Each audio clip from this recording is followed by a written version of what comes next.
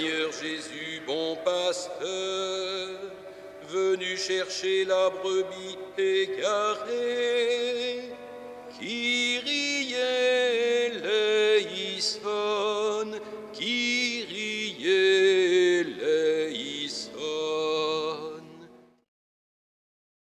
Voici la servante du Seigneur, que tout m'advienne selon ta parole. Alléluia. En ce temps-là, l'ange Gabriel fut envoyé par Dieu dans une ville de Galilée appelée Nazareth à une jeune fille vierge, accordée en mariage à un homme de la maison de David, appelé Joseph. Et le nom de la jeune fille était Marie.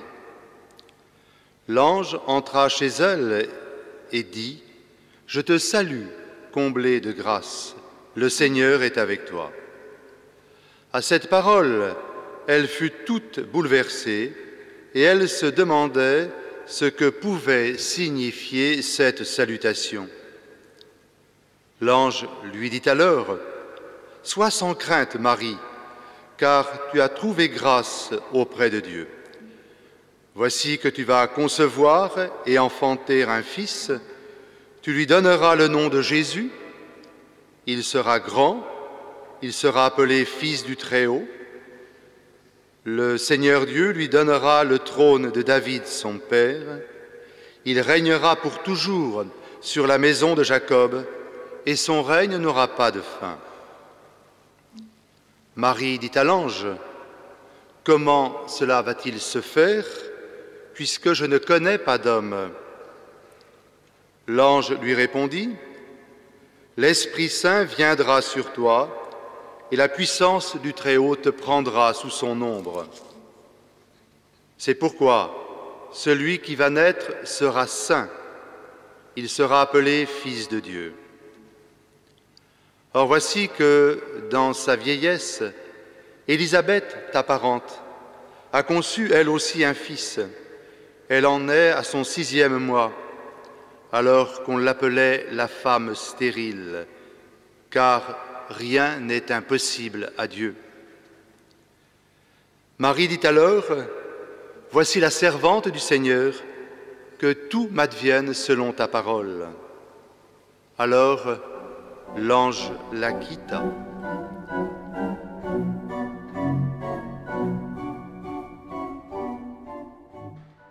Combien de fois n'ai-je pas entendu cette réaction concernant quand même l'un des fondements de la foi chrétienne, à savoir la résurrection des morts.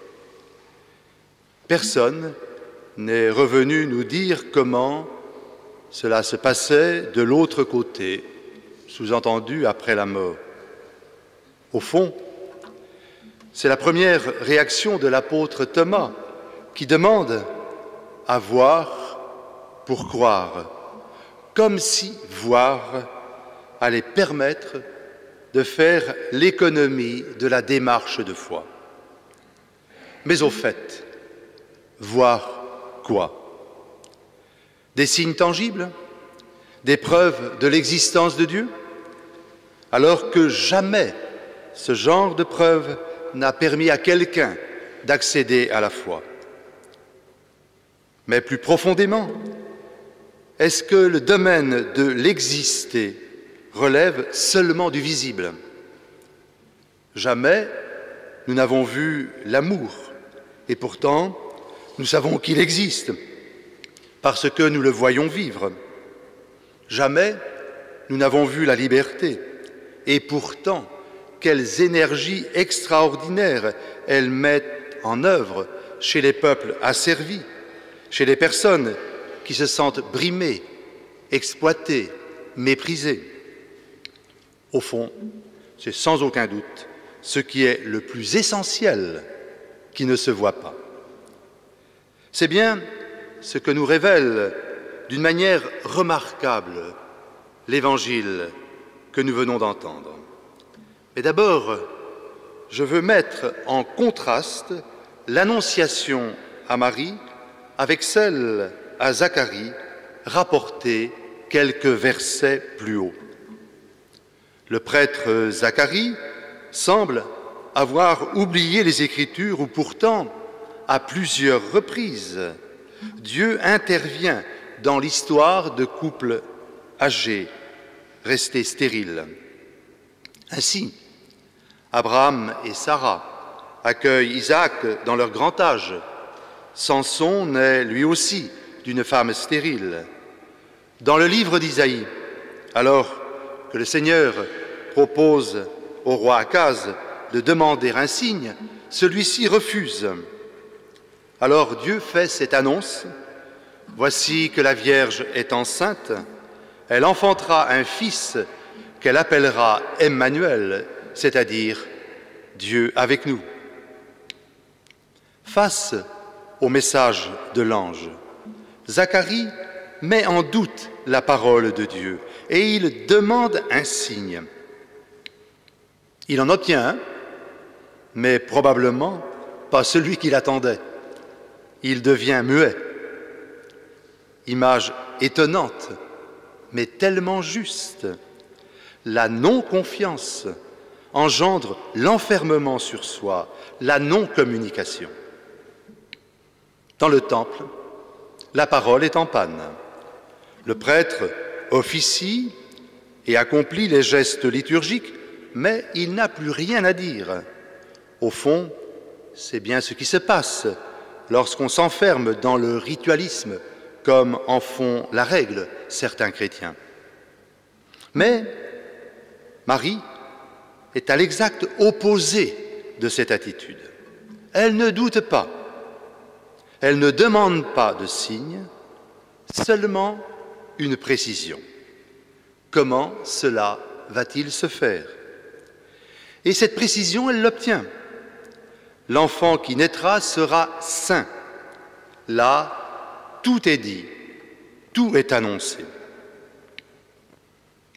Mais au fait, comprenons-nous vraiment ce que ce mot veut dire? Malheureusement, il est souvent dévalué. Lorsque l'on dit un saint homme, une sainte femme, ce n'est pas forcément une louange appropriée. Il y a même parfois une nuance péjorative. Dans la Bible, au contraire, la sainteté est l'attribut essentiel de Dieu. C'est tellement vrai qu'à la suite du prophète Isaïe, nous chantons, lors de chaque célébration eucharistique, « Saint, Saint, Saint le Seigneur ». Nous le répétons 3 fois, comme dans un cri d'admiration face à quelqu'un de si différent de nous, de notre médiocrité, de nos misérables petits secrets. Marie, par sa simple question, exprime son attente, et cette attente est comblée. Dieu est venu frapper à la porte la plus basse, la plus obscure, la plus humble. Et la réponse ne se fait pas attendre. Voici la servante du Seigneur.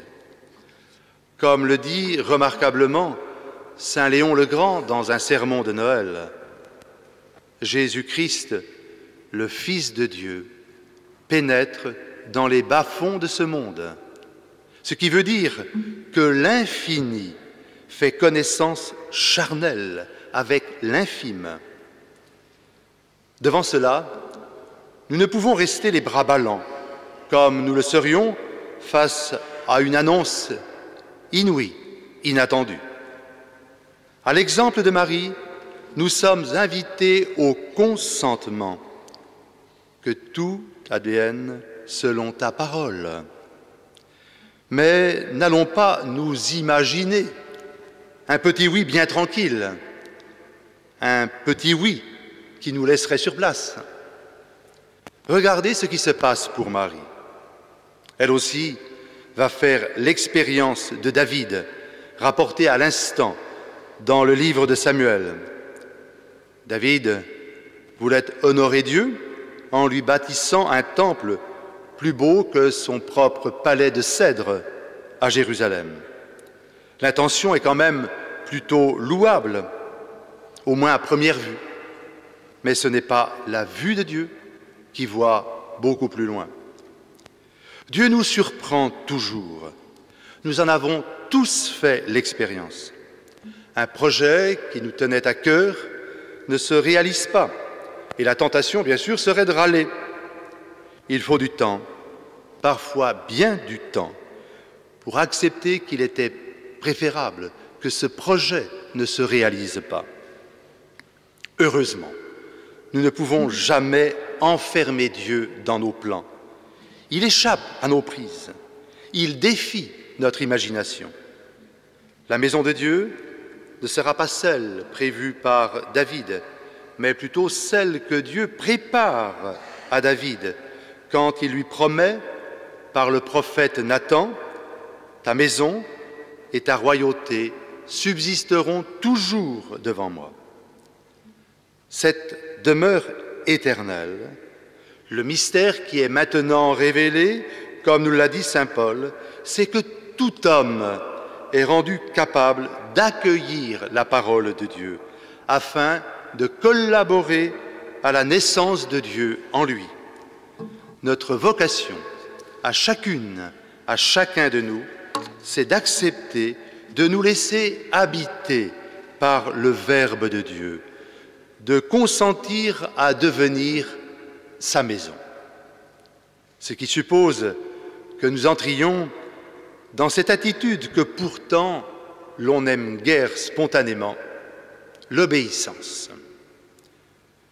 Qu'est-ce que nous dit saint Paul dans le bref passage de la lettre aux Romains proposé en seconde lecture? Le mystère du Christ est porté à la connaissance de toutes les nations pour les amener à l'obéissance de la foi.